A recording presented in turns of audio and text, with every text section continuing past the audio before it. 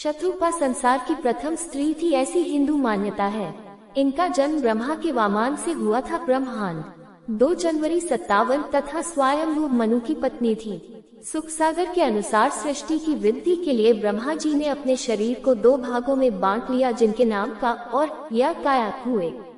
उन्हीं 2 भागों में से एक से पुरुष तथा दूसरे से स्त्री की उत्पत्ति हुई।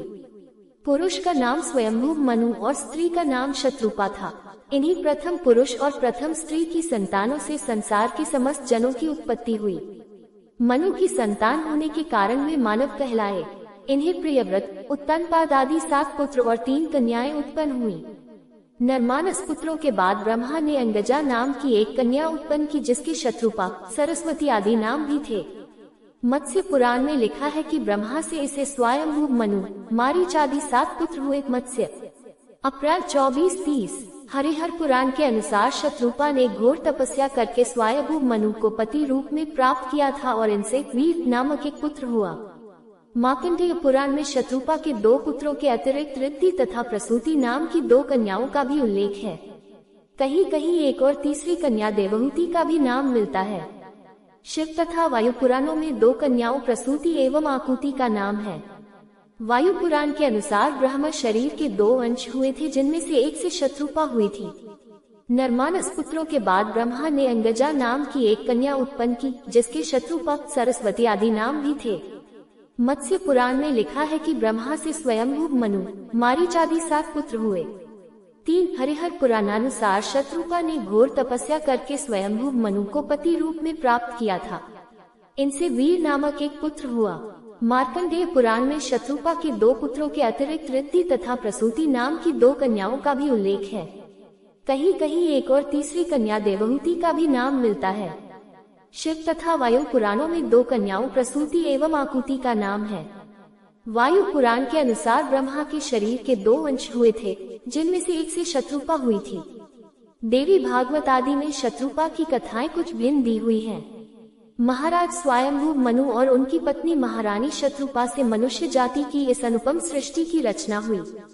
जब उन्हें शासन करते बहुत समय बीत गया और बुढ़ापा आ गया, तो उन्हें चिंता हुई कि सारा जन्म हरि की भक्ति बिना ही बीत गया। पुत्र उत्तानपाद को राज्य सौंप दोनों ने प्रसिद्ध नैमिषारण्य तीर्थ की ओर गमन किया। वहां वह दोनों द्वादशाक्षर मंत्र ओम नमो भगवते वासुदेवाय का जाप करने लगे। उनके मन में एक ही लालसा थी कि प्रभु दर्शन हो जाएं। वह फलाहार करते और हरि का स्मरण करते।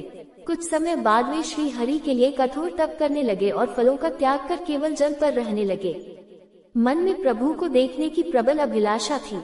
इसी प्रकार तप करते जब उन्हें 6000 वर्ष बीत गए तो जल भी छोड़ दिया और केवल वायु पर तप करने लगे। जब 10,000 वर्ष और बीत गए तो वायु का भी त्याग कर दिया और दोनों एक एक पांव पर खड़े होकर कठोरतम तपस्या करने लगे। उनकी ऐसी अडिग आस्था देखकर भगवान ब्रह्मा, विष्णु और शंकर कई बार मनु के समीप आए और लालच दिए, किंतु दोनों जरा न डिगे।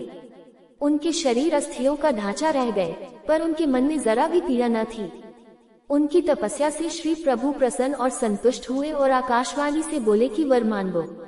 आकाशवाणी सुनकर दोनों के शरीर हृष्ट पुष्ट हो गए। मनु दंडवत हो बोले कि हे प्रभु, यदि आप प्रसन्न हैं तो कृपया हमें अपना वह स्वरूप दिखाइए जो शिव जी और काकभूषुंडी जैसे आपके परम भक्तों के मन में सदैव बसा रहता है।